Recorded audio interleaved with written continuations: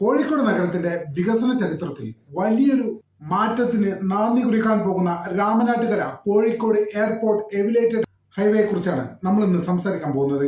ഇത് അങ്ങനെ കേവലം ഒരു റോഡ് നിർമ്മാണം മാത്രമല്ല, നേരെ മറിച്ച് മലബാർ മേഖലയിലെ സാമ്പത്തിക തലസ്ഥാനമായ കോഴിക്കോടിനെ കേരളത്തിലെ തന്നെ ഏറ്റവും വലിയ നഗരമാക്കാൻ പോകുകയാണ് ഈ എവിലേറ്റഡ് ഹൈവേ. ഈ ഹൈവേ യാഥാർത്ഥ്യമാകുന്നതോടെ കോഴിക്കോട് നഗരത്തിന്റെ മുഖച്ഛായ തന്നെ മാറാൻ പോകുകയാണ്. എറണാകുളം, തിരുവനന്തപുരം നഗരങ്ങൾ ഇപ്പോൾ അനുഭവിച്ചുകൊണ്ടിരിക്കുന്ന ട്രാഫിക് ഗതാഗത കുരുക്കുകളിൽ നിന്ന്, അതുപോലെ തന്നെ വികസന പരിമിതികളിൽ നിന്നും വ്യത്യസ്തമായി കോഴിക്കോട് വികസനത്തിന് പരിമിതിയില്ലാത്ത ഒരുപാട് ഇടങ്ങൾ ഉണ്ടാകുമെന്നുള്ളതിൽ ഒരു തർക്കവും വേണ്ട.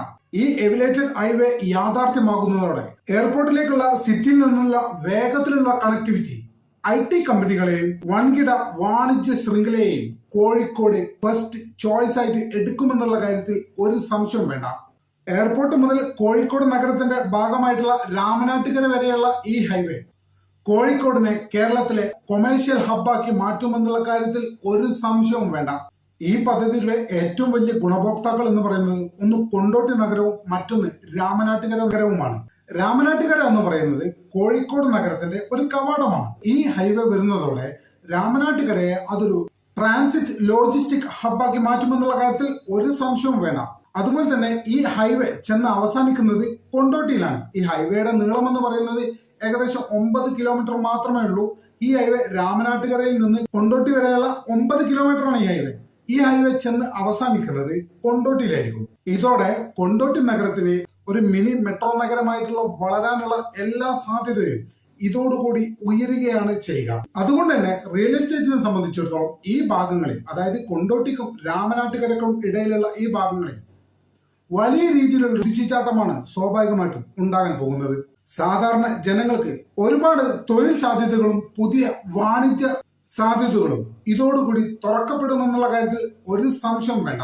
ഇനി ഇങ്ങനെയൊക്കെ ആണെങ്കിലും ഇവിടെ പ്രധാനമായിട്ടുള്ള വെല്ലുവിളി ഉണ്ട്. അതെന്താ പറയുക, നമ്മൾ നേരത്തെ പറഞ്ഞു, ഈ എവിലേറ്റഡ് ഹൈവേ ചെന്ന് അവസാനിക്കുന്നത് കൊണ്ടോട്ടിയിലാണ്. കൊണ്ടോട്ടി നമുക്കറിയാം, ഇപ്പൊ തന്നെ വലിയ രീതിയിൽ ട്രാഫിക് ബുദ്ധിമുട്ട് അനുഭവിക്കുന്ന നഗരമാണ് കൊണ്ടോട്ടി.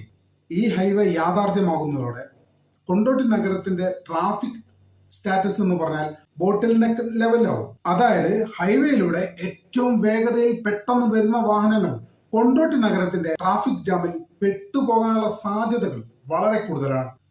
ഇതിന് പരിഹാരമെന്നോണം കൊണ്ടോട്ടി നഗരത്തോട് ചേർന്ന് കിടക്കുന്ന സ്ഥലങ്ങളിലൂടെ ഒരു പുതിയ ബൈപ്പാസ് വേണമെന്നുള്ള ആവശ്യം ഇവിടെയാണ് പ്രസക്തമാകുന്നത്. സത്യം പറഞ്ഞാൽ ഇങ്ങനെ ഒരു ബൈപ്പാസ് യാഥാർത്ഥ്യമാകുന്നതോടെ മാത്രമേ ഈ എവിലേറ്റഡ് ഹൈവേ കൊണ്ടുള്ള ഉപകാരം ജനങ്ങളിൽ എത്തിച്ചേരൂ എന്നുള്ളതാണ് ഒരു വസ്തുത. ചുരുക്കി പറഞ്ഞാൽ രാമനാട്ടുകര കരിപ്പൂർ വിമാനത്താവളം എവിലേറ്റഡ് ഹൈവേ കോഴിക്കോടിനെ സംബന്ധിച്ചിടത്തോളം വികസനത്തിന്റെ കാര്യത്തിൽ ഒരു ഗ്യാരണ്ടി തന്നെയാണ്. ഇത് യാഥാർത്ഥ്യമാകുന്നതോടെ കേരളത്തിലെ ഏറ്റവും വലിയ നഗരമായി കോഴിക്കോട് മാറും. അത് സ്വാഭാവികമായിട്ടും മലബാർ മേഖലയ്ക്ക് സമഗ്ര വളർച്ചയുടെ അടയാളമായിരിക്കുമെന്നുള്ള കാര്യത്തിൽ ഒരു സംശയവും വേണ്ട. കൃത്യമായ ആസൂത്രണങ്ങളോടെ കൊണ്ടോട്ടി ബൈപ്പാസ് ഉൾപ്പെടെയുള്ള കാര്യങ്ങൾ പൂർത്തിയാക്കിയാൽ കോഴിക്കോട് തീർച്ചയായിട്ടും വികസനത്തിന്റെ കാര്യത്തിൽ കേരളത്തിന് ഒരു ഉത്തമ മാതൃക തന്നെയാവും. എന്തായാലും നിലവിലെ സാഹചര്യത്തിൽ വളരെ പെട്ടെന്ന് ഇതിന്റെ പണി ആരംഭിക്കുമെന്നാണ് നിലവിലെ സാഹചര്യത്തിൽ അറിയാൻ കഴിഞ്ഞത്. എന്തായാലും വരും വർഷങ്ങൾക്കകം കേരളത്തിലെ ഏറ്റവും വലിയ സിറ്റി എന്നറിയപ്പെടുന്നത് കോഴിക്കോട് ആയിരിക്കും എന്നുള്ള കാര്യത്തിൽ ഒരു സംശയവും വേണ്ട. നമ്മുടെ ചാനൽ ഇതുവരെ സബ്സ്ക്രൈബ് ചെയ്യാത്ത ആളുകൾ ഇപ്പോൾ തന്നെ സബ്സ്ക്രൈബ് ചെയ്ത് പിന്തുണ തരണമെന്ന് വളരെ വിനീതമായി അഭ്യർത്ഥിക്കുന്നു. മറ്റൊരു വീഡിയോയുമായി ഒട്ടും വേഗം തന്നെ കാണാമെന്ന പ്രതീക്ഷയോടെ എത്ര കാലത്തേക്ക് ഇവിടെ പറയുന്നു.